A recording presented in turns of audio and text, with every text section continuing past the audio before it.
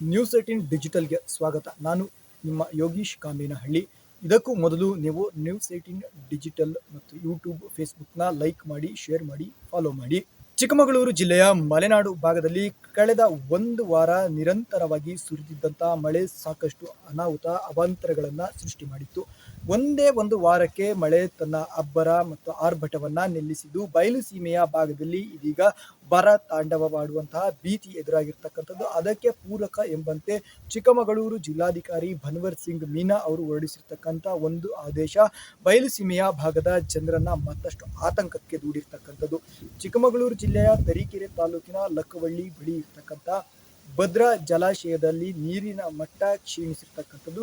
ಪ್ರತಿ ವರ್ಷ ಈ ದಿನಗಳಲ್ಲಿ ತುಂಬಿ ತುಳುಕುತ್ತಾ ಇದ್ದಂತಹ ಭದ್ರೆಯ ಒಳಹರಿವಿನಲ್ಲಿ ಸಾಕಷ್ಟು ಮಟ್ಟಿಗೆ ಕ್ಷೀಣಿಸಿರ್ತಕ್ಕಂಥದ್ದು. ಭದ್ರಾ ಒಳಹರಿವಿನಲ್ಲಿ ಕ್ಷೀಣಿಸಿದ ಹಿನ್ನೆಲೆಯಲ್ಲಿ ಭದ್ರಾ ಜಲಾಶಯದ ಏನು ಡೆಡ್ ಸ್ಟೋರೇಜ್ ಇದೆ ಅದು ಅವರ ಒಂದು ನಿಗದಿತ ಪ್ರಮಾಣವನ್ನು ತಲುಪದ ಹಿನ್ನೆಲೆಯಲ್ಲಿ ಮುಂದಿನ ದಿನಗಳಲ್ಲಿ ಜಾನುವಾರುಗಳಿಗೆ ಕುಡಿಯುವ ನೀರಿಗೆ ತೊಂದರೆ ಆಗಬಾರದು ಅನ್ನೋ ಒಂದು ಉದ್ದೇಶದಿಂದ ಇಂತಹ ಒಂದು ಮಹತ್ವದ ಆದೇಶವನ್ನು ಜಿಲ್ಲಾಡಳಿತ ಕೈಗೊಂಡಿದ್ರೆ ಆ ಒಂದು ಭದ್ರಾ ಅಚ್ಚುಕಟ್ಟು ಪ್ರದೇಶದಲ್ಲಿರ್ತಕ್ಕಂಥ ರೈತರಿಗೆ, ಬೆಳೆಗಾರರಿಗೆ ಆತಂಕವನ್ನು ಉಂಟು ಮಾಡಿರ್ತಕ್ಕಂಥದ್ದು. ಕೇವಲ ಜಾನುವಾರುಗಳ ಕುಡಿಯುವ ಉದ್ದೇಶಕ್ಕಾಗಿ ಮಾತ್ರ ನೀರನ್ನು ಬಳಸಬೇಕು, ಅದನ್ನು ಹೊರತುಪಡಿಸಿ ಬೇರೆ ಯಾವುದೇ ಉದ್ದೇಶಗಳಿಗಾಗಿ ನೀರನ್ನು ಬಳಸಬಾರದು ಅಂತಕ್ಕಂಥ ಒಂದು ಸೂಚನೆಯನ್ನು ಕೊಟ್ಟಿರ್ತಕ್ಕಂಥದ್ದು.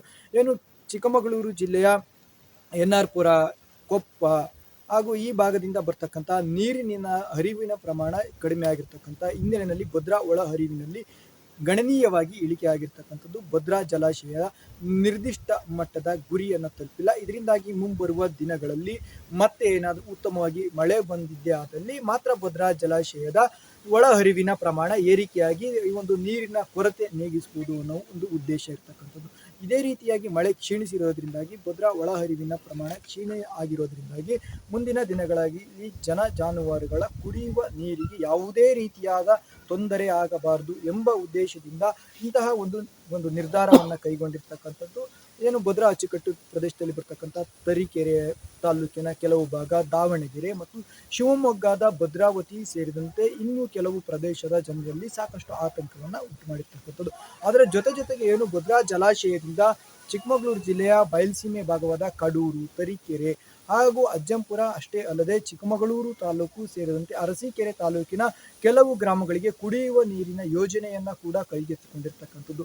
ಇದಕ್ಕೂ ಕೂಡ ಎಲ್ಲ ಒಂದು ಕಡೆಯಲ್ಲಿ ಒಂದು ಭದ್ರಾ ಜಲಾಶಯದಲ್ಲಿ ಉಂಟಾಗಿರ್ತಕ್ಕಂಥ ಒಳಹರಿವಿನ ಕಡಿಮೆಯ ಜೊತೆಗೆ ಅದರ ನಿರ್ದಿಷ್ಟವಾದ ಸ್ಟೋರೇಜ್ ಆಗದೇ ಇರತಕ್ಕಂಥದ್ದು ಮುಂಬರುವ ದಿನಗಳಲ್ಲಿ ಅವರಿಗೂ ಕೂಡ ನೀರಿನ ಪೂರೈಕೆಯಲ್ಲಿ ಏನಾದರೂ ಪರಿಣಾಮ ಬೀರುತ್ತಾ ಅನ್ನೋ ಒಂದು ಆತಂಕವನ್ನು ಮಾಡಿರ್ತಕ್ಕಂಥದ್ದು. ಒಟ್ಟಿನಲ್ಲಿ ಒಂದೇ ಒಂದು ವಾರಕ್ಕೆ ತನ್ನ ಅಬ್ಬರವನ್ನ ತಗ್ಗಿಸಿಕೊಂಡ ಮಳೆ ಕೇವಲ ಬಯಲುಸೀಮೆಯ ಭಾಗಕ್ಕೆ ಆತಂಕವನ್ನು ಉಂಟು ಮಾಡಿದರೆ ಮಲೆನಾಡಿಗರಿಗೆ ಮತ್ತಷ್ಟು ಆತಂಕವನ್ನು, ಯಾಕಂತಂದರೆ ಒಂದು ವಾರಗಳ ಕಾಲ ಸುರಿದಂಥ ಮಳೆ ಜೊತೆಗೆ ಮಳೆ ಬಿಟ್ಟ ಬಳಿಕ ಆರಂಭವಾಗ್ತಕ್ಕಂಥ ಬಿಸಿಲಿನ ವಾತಾವರಣ ಏನಿದೆ ಇದು ಅಲ್ಲಿನ ಅಡಿಕೆ ಇರ್ಬೋದು, ಕಾಫಿ ಬೆಳೆಗಳಿಗೆ ಸಾಕಷ್ಟು ಅನಾಹುತವನ್ನು ಉಂಟು ಮಾಡ್ತಕ್ಕಂಥ ಆತಂಕ ಅವರಲ್ಲಿ ಎದುರಾಗಿರ್ತಕ್ಕಂಥದ್ದು.